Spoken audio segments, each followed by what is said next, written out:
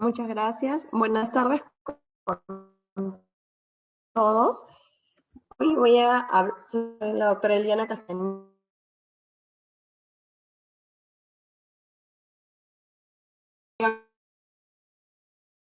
sobre la infección urinaria en pediatría, ¿no? Un tema muy frecuente que vamos a ver.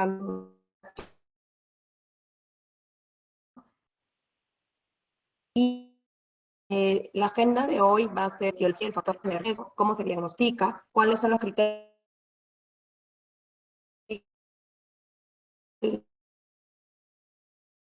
Entonces, hablamos de infección urinaria, es el crecimiento de microorganismos en una. Doctora, parece que tenemos problemas con la conexión. A ver, un momento, vamos a ayudarla para que pueda, vamos a ayudar a la doctora para que pueda conectarse nuevamente. Parece que hay un problema con su señal de internet.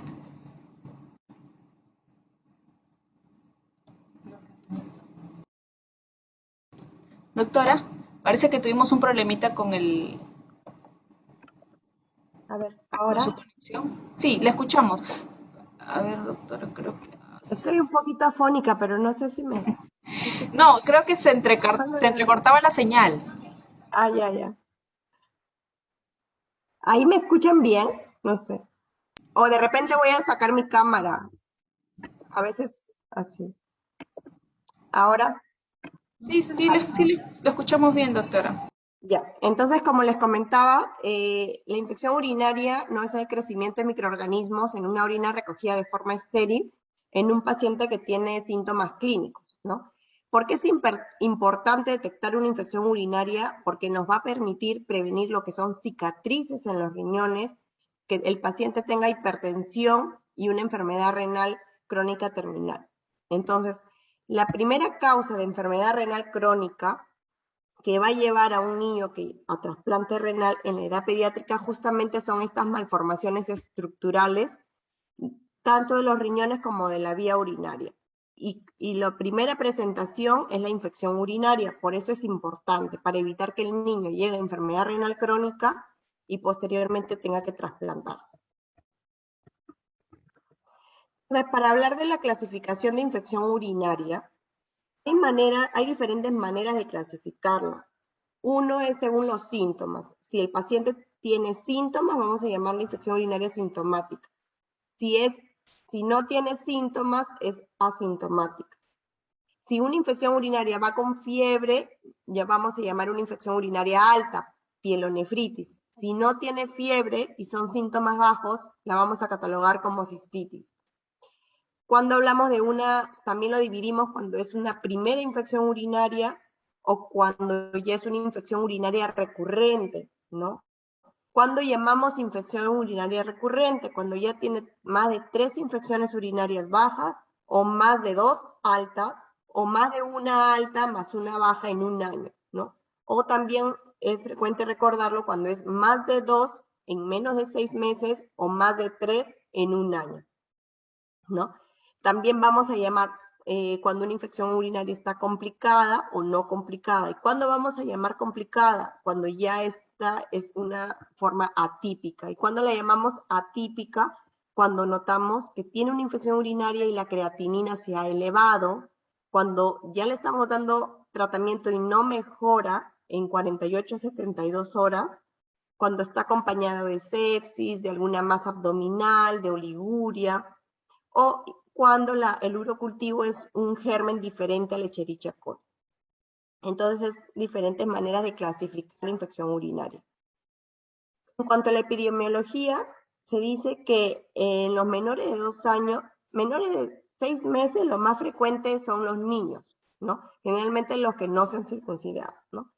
Pero después del año ya son las mujercitas las que tienen más infecciones urinarias. Inclusive cuando es menos de 6 meses y encontramos un niño que tenga infección urinaria, siempre tenemos que revisarle los genitales, ¿no? Tanto en las mujercitas como en los varoncitos. Entonces, por eso es importante en los niños la infección urinaria. ¿Y cuál es la causa? La causa Puede estar acompañada de bacterias, de virus, de hongos, parásitos. El 80% va a ser, vamos a encontrar Escherichia coli. Su vía de transmisión va a ser de forma ascendente, ¿no? A través de la uretra, que va a subir por la vía urinaria y se va a ascender hasta los riñones por vía hematógena o por alguna presencia de fístula vesicoenteral, ¿no?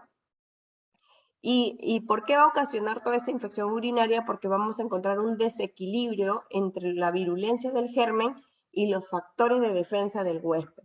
Entonces, como el germen más frecuente que vamos a encontrar en una infección urinaria es la Escherichia coli, se estudió cuáles son esos factores que tiene la Escherichia coli y produce infección. Entonces, la Escherichia coli va a contener unas fimbrias, ¿no? Estas fimbrias va a ayudar a que se adhiere a las células uroepiteliales, ¿no? Luego también va a liberar exotoxinas como la hemolicina que produce lisis de los glóbulos rojos y esto hace que se libere hierro y el hierro sirve como un alimento para la bacteria. Por eso también cuando tienen infección urinaria se suspende lo que es el hierro, porque si no ayuda al crecimiento bacteriano. Entonces, la Escherichia coli también tiene un antígeno CAR, ¿no? Que impide la fagocitosis, también son siderófilos que ayuda también a que persista en nuestro organismo y siga produciendo infección, ¿no? Entonces son características de la Escherichia coli que hacen que se adhiera a este uroepitelio y, y, y cause la infección urinaria. Entonces, cuando encontramos un niño con infección urinaria, siempre tenemos que buscar los factores de riesgo que tenga este niño para tener infección urinaria. Entonces, lo primero que tenemos que preguntar es que si el estreñimiento, que es lo más frecuente que vamos a encontrar. Si no mejoramos el estreñimiento, eh, si no mejoramos el estreñimiento, va a continuar con infecciones urinarias, ¿no? Tenemos que examinar los genitales para ver si tiene fimosis, para ver si no tiene de repente sinequia de labios, ¿no? Eh, si no tiene algún tipo de hipospadia, ¿no? Después también tenemos que ver si el paciente, más adelante les voy a comentar en realidad quiénes tomamos las imágenes. Entonces, acá es importante siempre realizarles una ecografía desde la primera infección urinaria. ¿Por qué? Porque nos va a ayudar a detectar si tiene alguna anomalía de tracto urinario. Algunos al inicio, en las guías antiguas, decían que solamente en los niños que tienen factores de riesgo se les hace ecografía, pero actualmente todas las guías ya recomiendan hacer ecografía desde la primera infección urinaria. Eh, para detectar anomalías del tracto urinario, ¿no? Ver la característica de la vejiga, ver si tiene litiasis. Y el factor protector se dice si la lactancia materna en más de 6 meses. Entonces, cuando nosotros estamos en infección urinaria, primero tenemos que ver la clínica del paciente y posteriormente le solicitamos su examen de orina y lo confirmamos con urocultivo. Entonces, la clínica de la infección urinaria va a variar según el grupo etario, ¿no? Si es un lactante menor de 3 meses, vamos a identificar como un fiebre más de 3 días sin foco, vómitos, irritabilidad, letargia, hiporexia, no crece, no gana peso, ¿no? Y eso nos tiene que ya orientar, ¿no? A tomarle un examen de orina. En los niños que son continentes, ¿no? Ya en ellos ya va a sospechar la infección urinaria, ya sea por la fiebre, porque presentan dolor abdominal, pueden tener polaquiuria, disuria, vómitos, hiporexia, ¿no? Entonces, eh, la sintomatología va a variar también de acuerdo a la edad del paciente, ¿no? Entonces, ¿cómo voy a diagnosticar una infección urinaria? Acá siempre van a diferenciar en los niños que no son no continentes y en los niños que son continentes. Cuando son no continentes, el diagnóstico es con sonda vesical y la bolsa colectora también ayuda. Pero acuérdense que cuando se pone la bolsa colectora, antes decíamos que cambie cada media hora la bolsita. para evitar que se contamine, ¿no? Entonces, lo ideal en realidad es, en las nuevas guías mencionan que hay que hacer una buena higiene, poner la bolsita. Si ese resultado ya salió positivo, ya uno no puede mandar esa misma, en realidad esa orina de la bolsa colectora no lo debería mandar a urocultivo, sino se debería hacer una sonda, colocarla, hacerle un sondaje y de esa manera ya mandar una muestra de orina a urocultivo. No es lo ideal, es lo que se debería hacer en los niños no continentes. Pero en los niños continentes sí se tiene que hacer la recolección de la orina en el chorro medio, ¿no? Que es lo que es más frecuente, y eso lo llevamos al urocultivo, que es el método de elección. Entonces, cuando es la muestra de orina, el chorro misional, y encontramos más de 100.000 unidades formadoras de colonia, vamos a decir que efectivamente está con infección urinaria. Si es por sonda vesical, es más de 50.000, ¿no? Y si es por punción suprapúbica, que es lo más directo, es suficiente con más de 1.000. Entonces, el examen de orina simple nos ayuda mucho a identificar, ¿no? Siempre vean si el examen de orina es un examen con leucocituria más nitritos positivos, lo más probable es que el paciente tenga infección urinaria. Entonces tenemos que mandar el examen de orina con urocultivo, pero ya podemos iniciar antibióticos. ¿Ya? Si tenemos leucocituria y negativo, ¿no? Y nitritos positivos, si hay nitritos positivos, también nos está orientando a que pueda tener infección urinaria, por eso igual se manda urocultivo y se inicia antibiótico. Pero si los nitritos son negativos y hay leucocituria y el paciente no tiene ningún síntoma, ¿no? Entonces podríamos no iniciar tratamiento hasta tener el resultado urocultivo, siempre y cuando el paciente no tenga síntomas, ¿no? Si ambos son negativos, también se descarta que tenga una infección urinaria. Otra cosa también que tienen que tener en cuenta cuando vean un examen de orina es la cantidad de gérmenes que encuentran. Cuando vean que dice gérmenes abundantes, es probablemente que esa muestra de orina también sea contaminada, ¿no? Eh, la cantidad de gérmenes no significa que necesariamente que el examen de orina es patológico, ¿no? Lo que más nos ayuda son los nitritos. Acá vamos a ver de que, por ejemplo, los nitritos sí tienen una especificidad del 98%, que eso no, que si realmente si los nitritos son negativos, lo más probable es que no tenga infección urinaria, pero si son positivos, lo más probable es que sí esté acompañada con la presencia de bacilos gram negativos. Igual tenemos que tener en cuenta los falsos negativos, que es cuando en la orina, para que salga el nitrito positivo, por lo menos tiene que tener 4 horas en la vejiga, para que dé un tiempo de que se convierta de nitratos a nitritos, ¿no? Y por eso también tenemos que tener, en cambio, la leucocita estereasa, ¿no?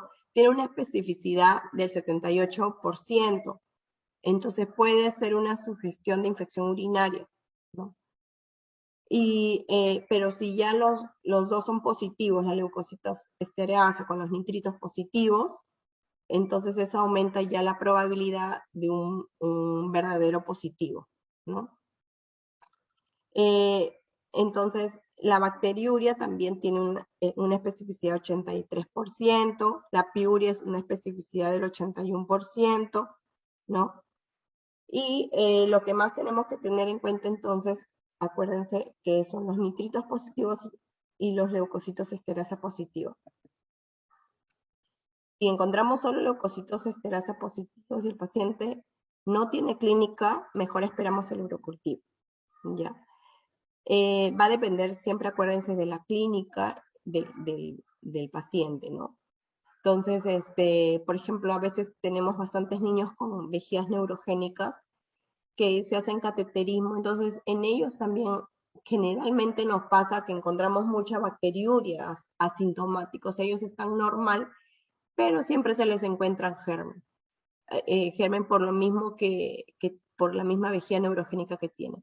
Acuérdense que no necesariamente que un urocultivo positivo también tenga infección urinaria. ¿Qué quiere decir? Que si puede salir un Escherichia coli en una paciente que está asintomática, que no tiene fiebre, está normal, entonces mucho varía de la clínica que tiene el paciente. No, tampoco no sé, porque no se dejen llevar por el urocultivo que es positivo y el paciente está tranquilo. Probablemente algo ha pasado ahí que le sale una bacteriuria asintomática, ¿no? Entonces ahí tienen que tener mucho cuidado. Lo que nos ayuda a saber son la analítica, ¿no?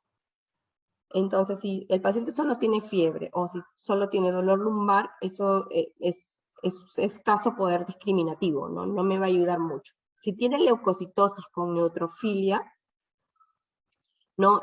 Podría orientarnos, ¿no? Pero lo que más utilidad nos va a ayudar son los reactantes de fase aguda, ¿no?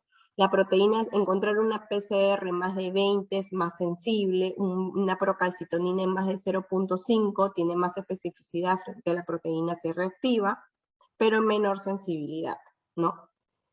Si vemos que la urea y la creatinina se ha elevado, ya estamos hablando también que es una infección urinaria atípica, ¿no?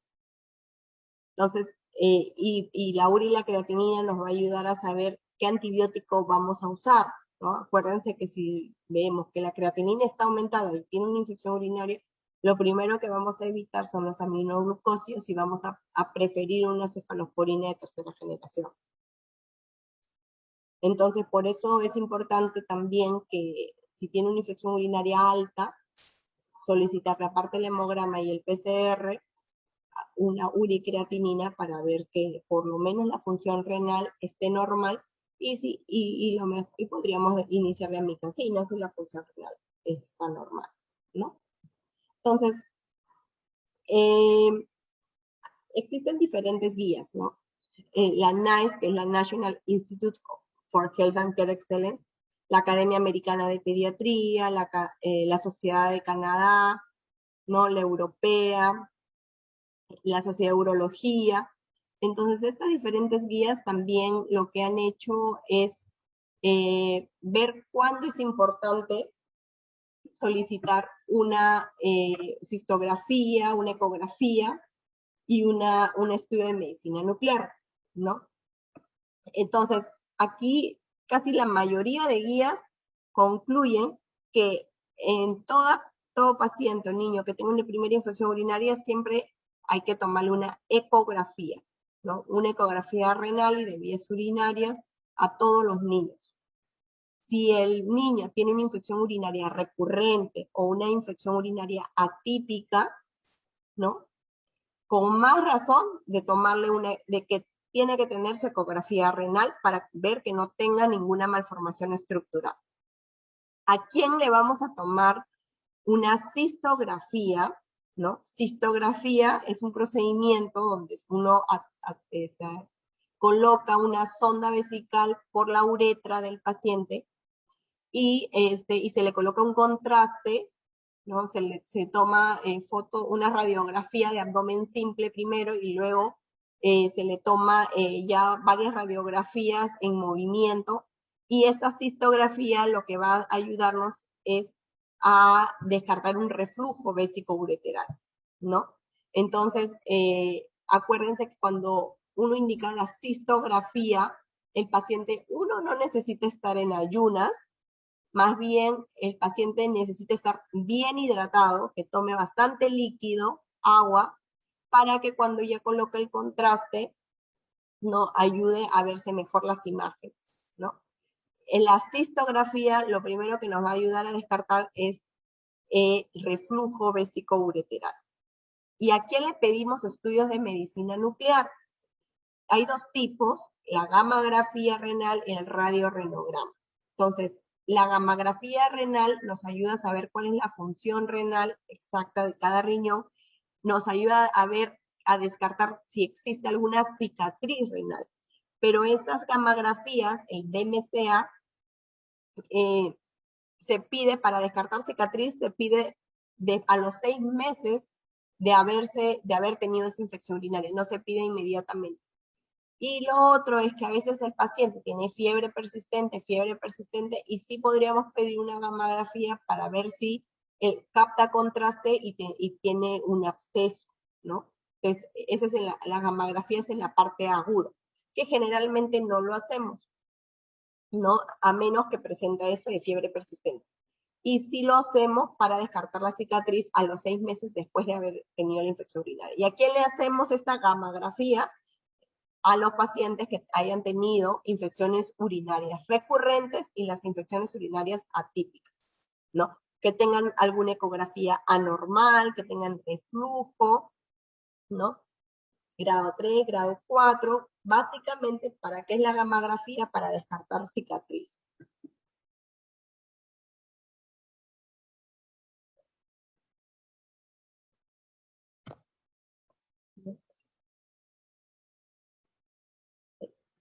Entonces, eh, ya, y ya, entonces para diagnosticar, ¿no?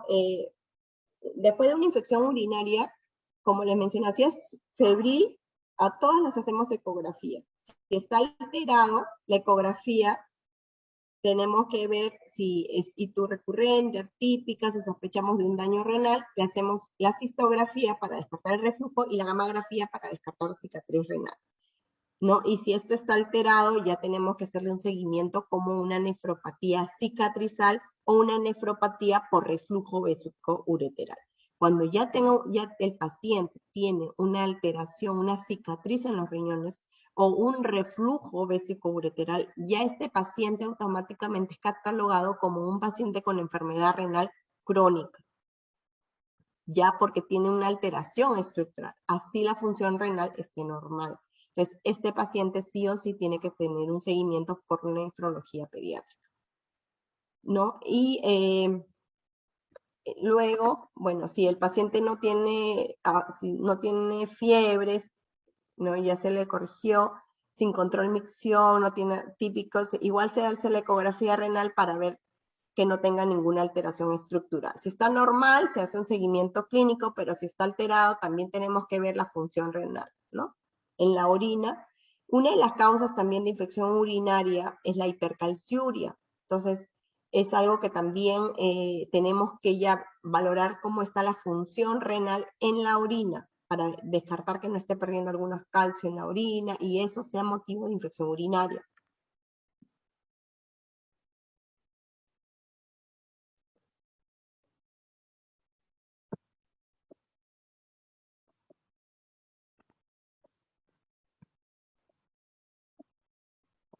Entonces, el tratamiento básicamente es, el objetivo del tratamiento es eliminar los gérmenes, aliviar los síntomas y lo más importante es prevenir el daño renal, ¿no? Entonces, ¿a quién vamos a ingresar a hospitalización? A todo lactante que tenga menor de 3 meses, que esté con aspecto tóxico, signos clínicos de sepsis, mala tolerancia oral, deshidratación, mala respuesta clínica con tratamiento antibiótico adecuado, dudas en que va a cumplir el tratamiento de forma ambulatoria, que tenga una malformación del tracto urinario como displasia, alguna neuropatía obstructiva, un reflujo, que sea riñón único, que tenga alguna inmunodeficiencia primaria y secundaria, que tenga alteraciones electrolíticas o de la función renal, ¿no? Que tenga, a veces hay lactantes que tienen elevada reactantes de fase aguda, pero si están tolerando la vía oral, se les puede dar de alta con cefalosporina de tercera generación, si es que se va a asegurar el tratamiento antibiótico, ¿no? Porque si no tiene para comprar una cefalosporina, siempre es mejor de tercera generación este, hospitalizarse, ¿no? Cuando es situ febril recurrente, cuando es lactante mayor de 3 meses, con historia familiar de reflujo, o ecografías prenatales con hidronefrosis congénita, esos pacientes mejores hospitalizarse porque hay que estudiar porque tiene una hidronefrosis congénita, ¿no? Entonces, el tratamiento de una infección urinaria febril se debe iniciar de forma precoz para justamente esto, evitar que se formen cicatrices renales. ¿no? Iniciar un tratamiento antibiótico empírico de acuerdo al patrón de resistencias locales hasta que se obtengan los resultados del urocultivo y antibiograma. El tratamiento de las infecciones urinarias bajas o sin fiebre se recomienda, ¿no? Que puede ser de 4 días hasta 5 días. Y las infecciones urinarias altas, ¿no? Con fiebre, sí se recomienda que sean mínimo 7 días a 10 días, ¿no? Entonces, de acá, las infecciones urinarias altas, ¿no? Eh, si no tienen ingreso hospitalario, se puede hacer de forma ambulatoria con cefalosporina de tercera generación, ¿no? Durante 7 a 10 días. Y si es con ingreso hospitalario, sí se recomienda, si es menor de 3 meses, ampicilina para cubrir el enterococo y gentamicina o amicacina, ¿no? Y la otra alternativa, si tiene algún daño renal o función renal alterado, darle ampi con cefotaxima, ¿no? Si es mayor de 3 y los menores de 3 meses, sí o sí se tiene que hospitalizar. Los mayores de 3 meses, se puede dar ceftriaxona de 50 a 70 por kilo por día, cada 12 horas, que es lo que más tenemos, o cefotaxima también, o genta o amica, ¿no? Entonces, si es menor de 3 meses, con signos de infección grave o un antecedente de uropatía obstructiva o un reflujo de alto grado, sí o sí se tiene que hospitalizar, ¿no? Sacarle homocultivos, un tratamiento endovenoso se puede dar hasta 24 horas a febril. Si presenta buena tolerancia oral, se puede completar el tratamiento por 7 a 10 días. Solo si, o sea, si presenta el reactante de fase aguda, ¿no? Si tiene reactantes de fase aguda positivos, se tiene que mínimo asegurar el endovenoso 5 días, ¿no? Y completar ya los otros 10 días en casa, por vía oral, ¿no? Entonces, siempre hacer el examen de orina, ¿no? Y el urocultivo. Si es un niño con bacteriuria más fiebre más de 38 grados, el tratamiento son 7 a 10 días. Pero si es menor de 38 grados, ¿no? O sea, no tiene fiebre, se puede considerar, si el paciente no tolera la vía oral, y para asegurar el tratamiento endovenoso se puede dar 3 días, endovenoso o intramuscular, y luego continuar, ¿no? Por vía oral, por 4 días, hasta 5 días en algunas guías dice, ¿no? Siempre y cuando el paciente tenga infección urinaria pero no tenga fiebre, ¿no? Y siempre se va controlando a las 24 a 48 horas. Si son itus bajas, ¿no? Se puede tratar, con un tratamiento de hasta 3 a 4 días. Y si es un absceso, sí, el tratamiento tiene que ser 3 semanas, ¿no? Y asociar la cefalosporina de tercera generación más una aminoglucosa. Se puede completar la vía oral siempre y cuando ya esté tolerando bien la vía oral, ¿no? Y acuérdense de que lo que va a mandar, ¿no? Siempre es el urocultivo, el antibiograma del urocultivo. Nosotros podemos iniciar con un tratamiento empírico, que es lo que generalmente va a responder, pero no sabemos el antecedente, si ha tenido infecciones urinarias recurrentes, si siempre recibe cefalosporinas. Entonces, por eso es importante hacer el seguimiento del urocultivo, porque eso nos va a ayudar a determinar qué antibiótico es el más apropiado para el paciente, ¿no? Entonces, acuérdense que en el seguimiento, lo que tenemos que hacer, ¿no? Un paciente que tenga infecciones urinarias recurrentes, es monitorizar la presión arterial, ¿no? Porque eso nos va a reflejar un daño ya renal.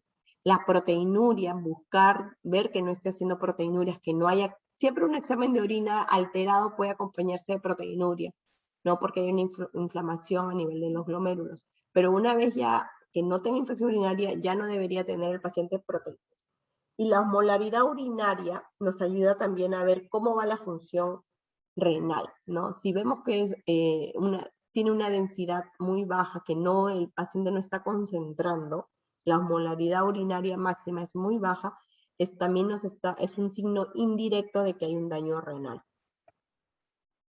Entonces, siempre hay que preguntarnos después de una infección urinaria si si se ha quedado con una nefropatía cicatricial, ¿no? Por eso tenemos que evaluar la creatinina, la microalbuminuria, la proteinuria, ¿no? La capacidad de concentración de la orina, que eso se mide a través de la osmolaridad urinaria o la densidad urinaria. ¿No? Si tiene afectación de la función renal, entonces ya estamos hablando de una enfermedad renal crónica. Si no hay afectación de la función renal, ¿no? Y es unilateral, en todo caso podemos hacer un seguimiento anual, tomar la presión arterial y proteinuria siempre. Pero si es bilateral el daño, entonces es semestral el seguimiento, ¿no? Para prevenir la recurrencia, entonces, acuérdense siempre decirle a los niños que orinen cada 3 horas, que no retengan la pis, controlar el estreñimiento, que tomen bastante líquido, ¿no? También hay que estudiar la vejiga, especialmente en los mayores de 2 años, ¿no? ¿A quién le damos profilaxis antibiótico? Vamos a todo el paciente con infección urinaria recurrente que necesite estudiarse.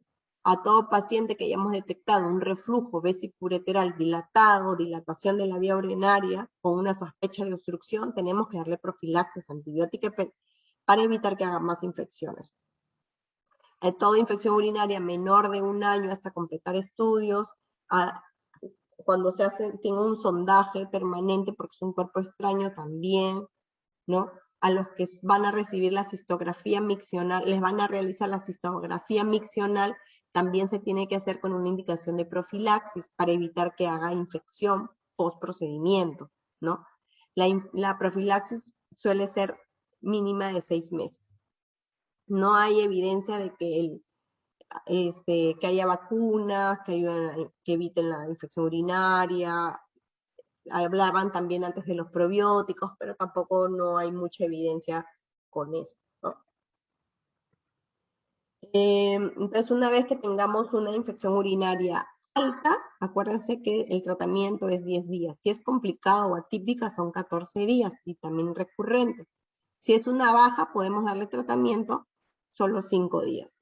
Si es una alta, en realidad todas las infecciones urinarias, ecografía renal. Más aún si es varoncito y menor de 2 años, o que haya tenido, o que tenga ictus recurrente, ictus atípica, o alguna ecografía, o que no haya tenido ninguna ecografía prenatal, ¿no? Entonces siempre lo derivan al nefrólogo pediatra para hacer el estudio de la ictus recurrente, ictus atípica, vigilar la hipertensión, ver la talla, ver si tiene cicatriz, ¿no? Entonces, aquí les voy a contar rápido 2 casos clínicos, ¿no? Uno de los que hemos visto, ¿no? Es un niño de 3 años, que es como antecedente es un producto de 4ª gestación, parto vaginal, nació a las 36 semanas, habla 8-9 y peso al nacer 2 kilos 880. Vacunas incompletas, fenotipo Down, se hospitalizó desde los 8 meses de edad en el Hospital Leonorio Delgado de Arequipa y le diagnosticaron infección urinaria y la hidroureteronefrosis bilateral, ¿no? Hicieron una tomografía y encontraron que tiene la hidroureteronefrosis bilateral, ¿no? Y estenosis de los segmentos distales ureterales bilaterales, ¿no? Estenosis, y encontraron que le hicieron valvas, una resección de valvas de la uretra posterior. Como tenía una estenosis, le encontraron valvas, le hicieron la cistografía y le encontraron valvas. En las valvas de la uretra posterior lo operaron, ¿no? Además de estas valvas de la uretra posterior, encontraron este reflujo bilateral, ¿no? Y hicieron un reimplante de los uréteres, ¿no? En la vejiga, pero este pacientito ya tenía infecciones urinarias recurrentes, casi 5 a 6 veces por año, ¿no? La última fue en julio del 2019, ¿no? Donde otra vez presenta infección urinaria, llega al Instituto del Niño, se le hace un estudio de medicina nuclear, ¿no? Pero cuando llega ya lo encontramos con una creatinina en 1.6 y una urea en 88, con una tasa de filtración en 27. Eso es un paciente que efectivamente tiene unos sí obstruido, porque ese es un estudio de medicina nuclear que se ve en las curvas. Cuando estas curvas no hay se le coloca furosemida. Este radiorenograma con test de furosemida es un estudio para descartar obstrucción de la vía urinaria, para descartar una estenosis tanto pielo-ureteral o vésico-ureteral, ¿no? Entonces, este paciente se le hace igual se le coloca una sondita a través de la uretra, se le coloca contraste y también se le coloca furosemida. ¿Para qué es la furosemida? Para ver en la curva si la curva, yo le coloco la furosemida y esta curva baja es porque está orinando.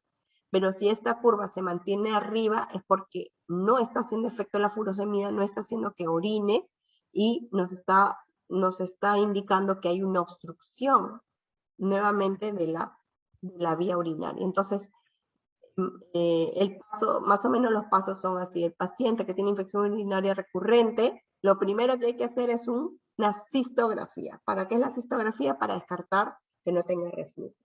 Y también la cistografía nos ayudó a ver la valva uretral, en la válvula de la uretra, que también se lo operaron, ¿no?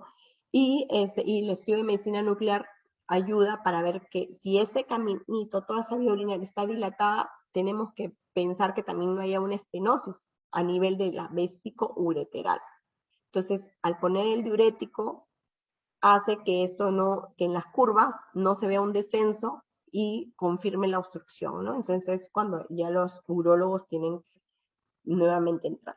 Pero este paciente ya tiene un daño renal, ¿no?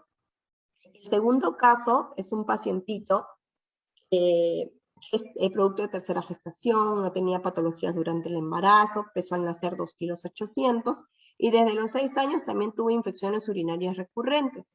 Ha tenido varias hospitalizaciones en Breña, ¿no? Ese fue en el 2013. En el 2017, ya cuando tenía 10 años, ingresa a la emergencia de Breña con diarreas, vómitos, deshidratación, y cuando lo hospitalizan, durante la hospitalización ya se da con la sorpresa que tiene una enfermedad renal crónica estadio 5. En el hospital Vitarte, y ahí ya lo refieren al niño de Breña. Ahí en el niño de Breña, todo paciente le hacen siempre la cistografía, ¿no? Cuando ya diagnostican una enfermedad renal crónica, nosotros les hacemos una cistografía porque nos ayuda a ver cuál es la característica de la vejiga, si de repente también las paredes de la vejiga, nos hace sospechar una vejiga neurogénica, o tenga reflujo, y que eso le haya ocasionado esas infecciones urinarias recurrentes, ¿no? Entonces este paciente ingresó a Breña, se le hizo su cisto y se evidenció reflujo, pero ya ingresó con una enfermedad renal crónica estadio 5, por lo que se tuvo que iniciar diálisis peritoneal, ¿no? Inició diálisis peritoneal, eh, no, se le hizo también una cistografía, se le colocó Reflux, que es una sustancia, ¿no? Que se coloca a nivel de la vejiga para ayudar a que ya no, a corregir este reflujo vésico-ureteral, ¿no? Se le hizo la cistografía por Reflux y se ve claramente que ya no presentaba un reflujo, ¿no? ¿Por qué se le corrigió eso? Porque como el paciente ya estaba en daño renal crónica y ya estaba en una terapia de reemplazo renal, la idea de estos pacientes ya es trasplantarlos. Y para trasplantarlos necesitamos que la vejiga esté bien y necesitamos que ya no tenga ningún reflujo. Por eso es que se le hace antes del trasplante la corrección de este reflujo, ¿no? Y hasta esperar su donante, ¿no? Entonces este paciente el 14 de enero del 2020, a los 14 años se le hizo un trasplante renal donante cadavérico. Y claro, ya sabíamos que el niño ya... ¿Por qué es importante saber la causa de esto, de por qué un niño llega a enfermedad renal crónica? Porque justamente post-trasplante nos ayuda a ver la evolución. Entonces, ustedes como todos, ¿no? Tenemos que ir viendo cuál es la causa de la infección urinaria recurrente. Si es un niño que hace infecciones urinarias recurrentes, más de 2 en 6 meses o más de 3 en un año, sí o sí tenemos que buscarle la causa.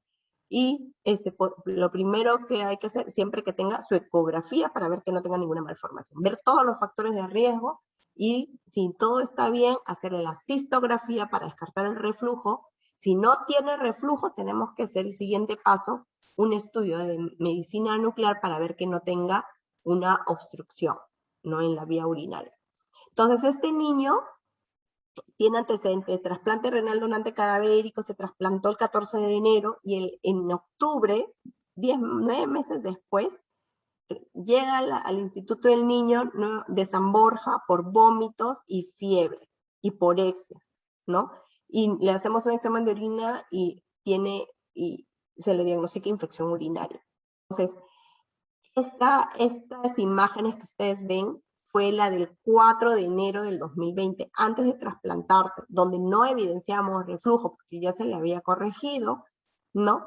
Y estas imágenes ya es 9 meses después de su trasplante, donde vemos nuevamente que ha tenido una recidiva de su enfermedad de fondo, que era el reflujo, ¿no? Entonces, a este niño lo tenemos que ya está tomando su profilaxis antibiótica, ¿no? Para evitar que su injerto renal tenga el mismo pronóstico que su riñón nativo, ¿no? Y bueno, es un paciente que está valorando colocarle el Deflux o Bantrix, que es la misma sustancia, para evitar que tenga ese reflujo, ¿no? Y bueno, aparte que este niño también tiene otros factores de riesgo, que es un paciente estreñido, retiene bastante la orina y el prepucio también hay que examinar siempre fimosis o prepucio redundante. Entonces a este niño lo que primero se le ha hecho es operarlo del prepucio redundante, ¿no?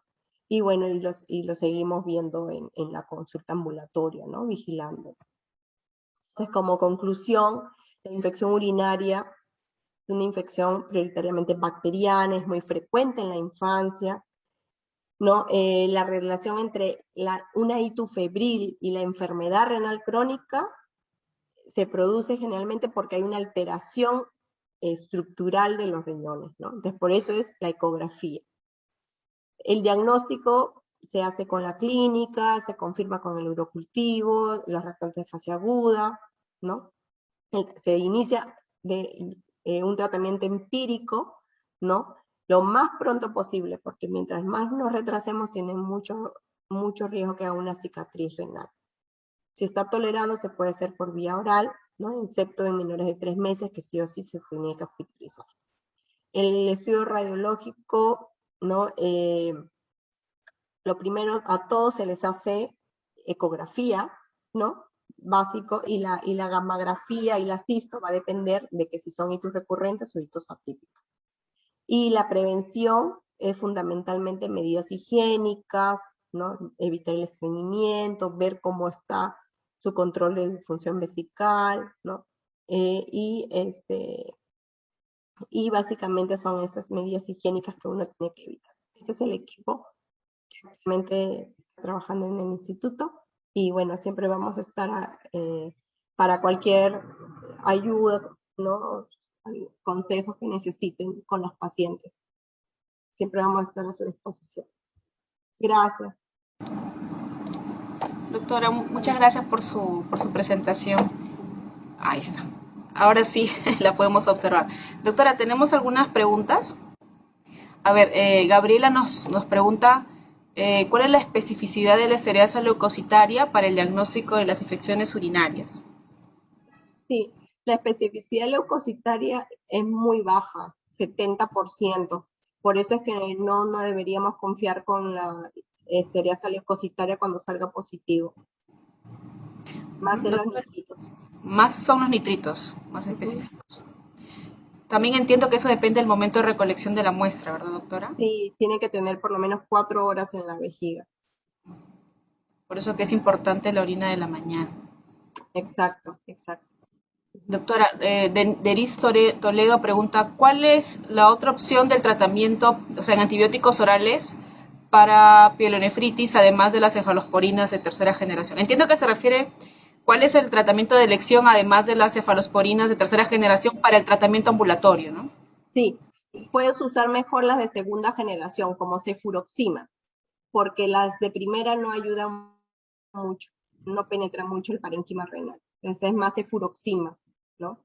Pueden tomarlo inclusive con un poco de yogur porque la cefuroxima es bien amarga, Entonces, pero es mejor si De no primera. tiene, no tiene la posibilidad de comprarla de tercera porque son caras, puede usarla de segunda. Ujú. Doctora Carlos Ironaca pregunta si es recomendable la circuncisión para evitar las infecciones urinarias en lactantes. En nuestro medio, en realidad, si es un paciente que tiene infección urinaria recurrente, como el último que presenté, que sí tiene como un prepucio redundante o a veces o tienen una fimosis, ¿no? Que una fimosis ya a los 3 4 años sí se tiene que corregir, ¿no? Pero no es algo habitual que se tenga que hacer a todos los lactantes una circuncisión. No. Doctora, Marco Moyao pregunta si qué tan útil es el ultrasonido después de una infección urinaria y si es así, cuántos días después del evento se solicitaría. Eh, sí, de preferencia hace esas a las 72 horas, ¿no?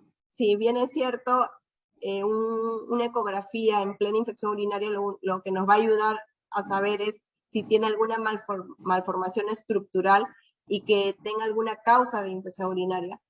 Eso es lo que nos va a ayudar, ¿no? Pero siempre se tiene que volver a repetir otra ecografía control, por lo menos después de 2 semanas de la infección urinaria, ¿no? Denis Toledo pregunta, doctora, si es que tenemos un paciente con incontinente, ¿la toma de muestra sería por sondaje vesical? Como les mencioné también, o sea, se le coloca la bolsa colectora, ¿no? Con previa higiene, ¿no? Se le coloca la bolsa colectora y si esa bolsa colectora es positivo, nuestro examen de orina es positiva, tenemos que confirmar con haciéndole la sonda vesical, ¿no? No lo podemos mandar esa misma bolsita para el urocultivo, porque no es lo ideal. Doctora, Hermes Domínguez pregunta, ¿cuál es su opinión respecto a la toma de muestra en bolsa colectora para urocultivo en lactantes o niños con infección urinaria recurrente? ¿Cuál es la toma de bolsa colectorina para urocultivo En en lactantes. lactantes o niños con hito recurrente? Eh, si es un niño, claro, si es un niño que no es continente, es porque estoy usando una bolsa colectora, es un lactante, lo ideal es hacerle con sonda vesical, es lo ideal. Y bueno, Geico Cárdenas nos pregunta en cuadros de cistitis, el tratamiento oral de elección. Ahí sí podemos usar cefalexinas de primera generación, sí, en la cistitis. Y Sí, existe, 5 días, acuérdense, no 7, hasta doctora, 4. ¿existe algún medicamento de elección para la profilaxis antibiótica en las citus recurrentes? Sí, generalmente las que usamos son tres, ¿no? Cefalexinas, eh, siempre acuérdense que para las profilaxis es en la quinta parte de la dosis correcta, no, la dosis normal es la quinta parte, y utilizamos cefalosporina de primera, sulfamethoxazol o nitrofurantoína. Acuérdense que la sulfa y la nitrofurantoína no se usan en menores de 3 meses, ¿no? Para la próxima. ¿Y el uso de Clanberry, doctora, se usa en niños o no? No lo usamos mucho, no hay mucha evidencia con respecto a eso, pero eh, ayuda un poco a alcalinizar la orina, ¿no? Alcalinizar y evitar como un factor protector, ¿no? Para evitar las infecciones. Pero no hay muchos estudios que comprueben eso. Doctora, respecto a la nitrofurantoína para el tratamiento de uso ambulatorio, ¿se sigue recomendando o se prefiere el uso de las cefalosporinas para el tratamiento médico? Si es, si tiene infección urinaria y quiero indicarle, si es ITU baja, se puede indicar cefalosporina, nitrofurantoína o sulfa, sí, cualquiera. Si es Cualquiera. ITU alta, mejor cefalosporina de segunda o tercera. Bueno, finalmente, doctora Wendy Ramírez nos pregunta si son necesarios los urocultivos de control. Mire, si vemos que durante la hospitalización o vemos que antes lo que hacíamos era el tercer día tomarle sí o sí un urocultivo, ¿no? Para ver si está respondiendo, pero si vemos que clínicamente está mejor, simplemente se toma el urocultivo control a la semana, ya no a los 3 días, sino finalizando el tratamiento, después de finalizar 3 días, ahí se toma el urocultivo control. Bueno, doctora, esas son las preguntas que se han tomado del chat. Muchas gracias por resolverlas y por su participación en el segundo curso de pediatría ambulatoria organizado por el Departamento de Pediatría del Hospital San José. Como se podrá dar cuenta, tiene muchas felicitaciones en el chat, le agradecen mucho su exposición y la felicitan por su excelente ponencia, doctora. Y sí, las comprometo para su participación en un próximo evento. Gracias a ustedes por escucharme, ¿no? Y por prestarme, tomar un poco de su tiempo y estar sentados aquí. Gracias también por la invitación. Gracias, doctora, un gusto. Hasta luego.